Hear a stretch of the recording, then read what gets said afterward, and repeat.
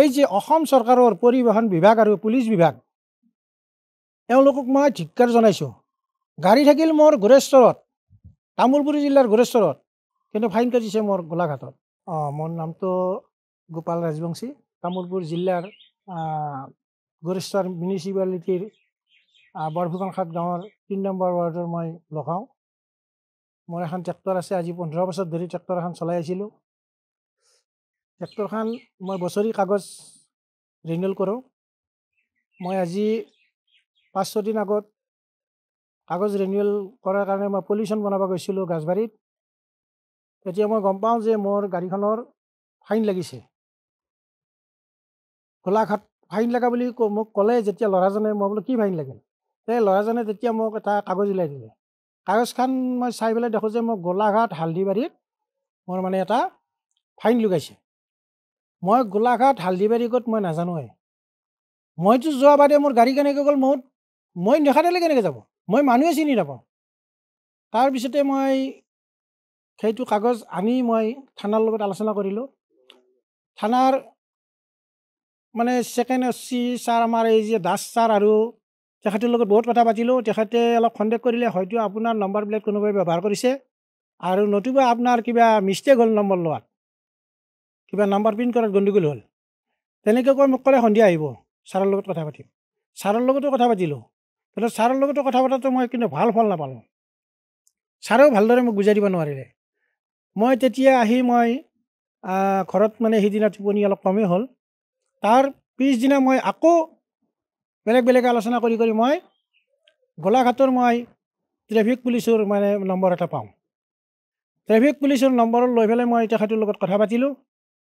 তেখেতৰ কথাখিনি মোক ক'লে যে মাৰ্চ মাহত আমাৰ কিছু ফাইন কাটে আমাৰ ষ্টাফে, আৰু আপুনি যদি আগতে জনালে হয় মই কেঞ্চেল কৰি দিলোঁ হয়, উঠাই দিলোঁ হয় ফাইনটো, কিন্তু এতিয়া নোৱাৰোঁ, এইখিনি কথা ক'লে। তেতিয়া মই তেখেতৰ লগত অলপ কিছু কথা পাতিছিলোঁ, কিন্তু তেখেতৰো মই ভাল সহায় নাপালোঁ। ভাল সহায় নাপাই মই এতিয়া মই আপোনালোকৰ ওচৰত চাপিছোঁ। আপোনালোকৰ যোগেদি মই কিছু হয়তো মই আইনৰ সহায় ল'ম বুলি ভাবিছোঁ। আৰু আমাৰ এই যে অসম চৰকাৰৰ পৰিবহণ বিভাগ আৰু পুলিচ বিভাগ এওঁলোকক মই ধিক্কাৰ জনাইছোঁ। গাড়ী থাকিল মোৰ গোৰেশ্বৰত, তামোলপুৰ জিলাৰ গোৰেশ্বৰত, কিন্তু ফাইন কাটিছে মোৰ গোলাঘাটত। এওঁলোক কোনে চাকৰি দিছে? এওঁলোকক কি চাই চাকৰি দিছে? মই পৰিবহণ বিভাগ আৰু পুলিচ প্ৰশাসনৰ কথাটো কৈছোঁ যে এওঁলোকে মাল খাই পেলাই ফাইন কাটে নে টকা পইচাৰ ধান্দাতে ফাইন কাটে? মই মানে অলপ আৱেগিক হৈছোঁ। কিহৰ বাবদ ফাইনটো কটা দেখুৱাইছে? মোক কিহৰ বাবদ মানে ৰোড মানে অভাৰ স্পীড, আৰু আমাৰ ট্ৰেক্টৰখনৰ স্পীড আছে 25, কিন্তু চলাব লাগে 20।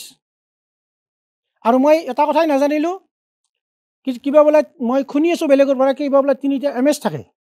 সেই MS 3টাৰ বোলে এটাও মোৰ তাত নাই। গাড়ী ফাইন কাটিলে বোলে ফটো থাকিব লাগে, কিন্তু ফটো নাই। গাড়ীৰ নম্বৰ প্লেট দেখাব লাগে, সেইটোও নাই। এইখন চৰকাৰৰ এই প্ৰশাসন বিভাগ, যিটো পুলিচ বিভাগ,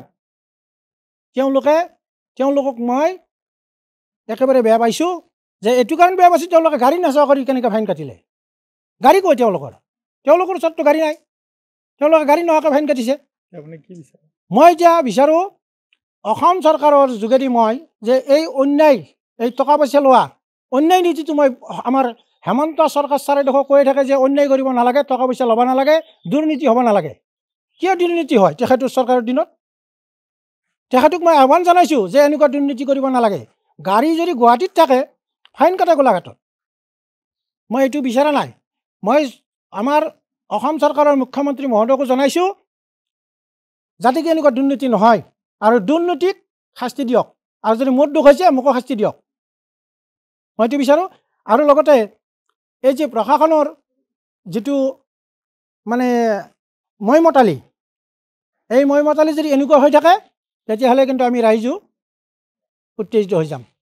আৰু মোক বহু ধৰণৰ কথা কৈছে, মই ৰাইজৰ সহায় পাইছোঁ। মই এই ৰাইজৰ সহায়খিনিক লৈ পেলাই মই বহুখিনি সময় মানে আগবাঢ়ি গৈছোঁ। মই কিন্তু আইনৰ ওচৰত যোৱাৰ কাৰণে আগবাঢ়িছোঁহে।